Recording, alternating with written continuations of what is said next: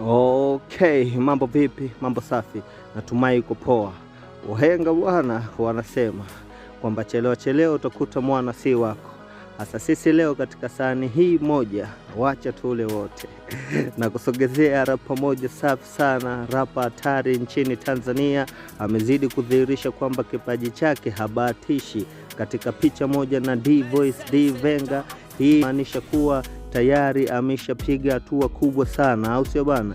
Mwaka 2025 Kapona amefanya mambo makubwa sana katika industry hii ya Bongo Flavor.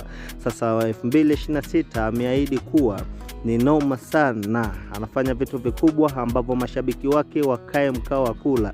Sasa katika sahani yetu mmoja ambaye huwa tunashare na mafansi wangu na kupeleka YouTube, nenda ka search Kapona, uendelee kula music safi ya Kapona. Yuko na Mason Selector, wanakuambia sitaki. Wakati huo tukiandaa ngoma kali sana ambayo inakuja hivi soon. So good time, good like, enjoy yourself.